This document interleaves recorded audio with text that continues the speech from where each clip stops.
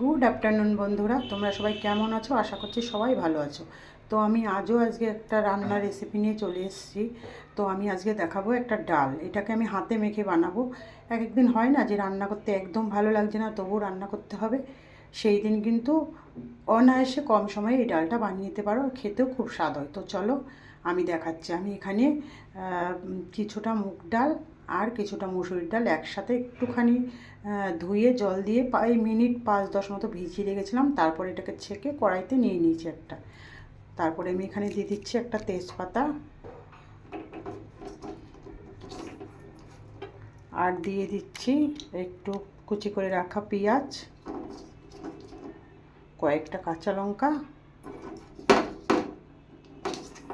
আর একটা ছোট সাইজে কুচি করে রাখা টমেটো, আর দিয়ে দিচ্ছি একটু গ্রেট করে রাখা রসুন,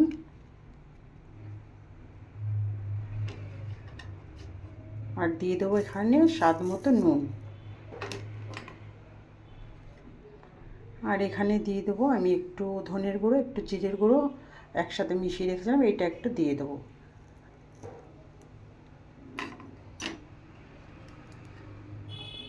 আর দিয়ে দেবো একটু হলুদ গুঁড়ো,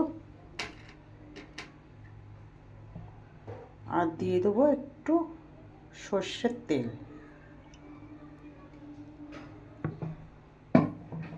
এবার আমি এটাকে একটু হাত দিয়ে ভালো করে মাখিয়ে নেব।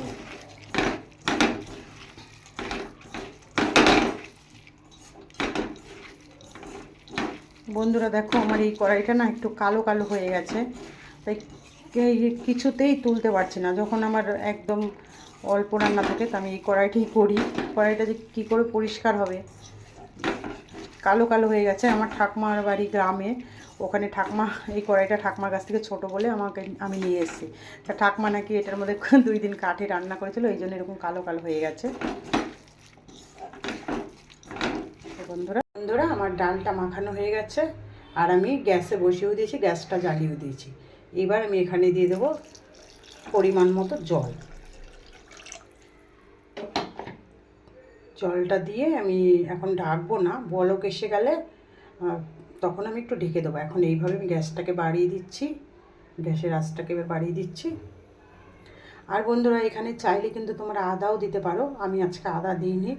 তো আদাটা দিলে একটু বেটে দেবে, গ্রেট করে দিলে অনেক সময় মুখে বাঁধে না, হয়তো ওইটা ভালো লাগে না খেতে মুখে বাঁধলে, সেই জন্য আদাটা দিলে একটু বেটে 1 চামচ আদা বাটাও দিতে পারো। তো চলো ডালটা হোক, বলক এসে গেলে আমি ঢেকে দেবো, তারপরে হয়ে গেলে তোমাদেরকে দেখাবো। তা বন্ধুরা এই ডালটা কিন্তু খুব কম সময়ে হয়, আর খেতেও কিন্তু খুব ভালো লাগে। তোমরা করে দেখবে। তোমরা চাইলে এর মধ্যে অল্প 1/2 চামচ ঘি বা বাটারও দিতে পারো, সেক্ষেত্রে এটা খেতে আরও ভালো হবে। আর নামানোর আগে একটু চাইলে গরম মশলা দিতে পারো, আর না হলে ধনে পাতা। তা আমি আজকে কিছু দেখি যদি গরম মশলাও দিতে পারি, আবার নাও দিতে পারি, এমনিও করতে পারি। তো চলো আমি নামিয়ে তোমাদের সাথে শেয়ার করব। বন্ধুরা দেখো আমার ডালটা একদম রেডি হয়ে গেছে। এইটা কিন্তু একদম কম সময়ে হয়, আর খেতে কিন্তু দারুণ লাগে। তো আমি এখানে একটু চিনি দিয়ে দিয়েছিলাম, চিনিটা অপশনাল, তোমরা না চাইলে নাও দিতে পারো, তবে চিনিটা দিলে টেস্টটা আরও বেড়ে যায়। আমি যেহেতু রাতের রুটি দিয়ে খাবো, এই জন্য ডালটাকে আমি এরকমই রাখবো। আর তোমরা যদি মনে করো ভাতের সাথে খাবে, আর একটু জল দিয়ে পাতলা করতে পারো, তবে জলটাকে সেক্ষেত্রে একটু গরম করে নেবে, কাঁচা জল কিন্তু দেবে না। গরম জলটা দিয়ে আর একটু টকবক করে ফুটিয়ে নিয়ে নামিয়ে দেবে। তো দেখো আমার রেডি হয়ে গেছে।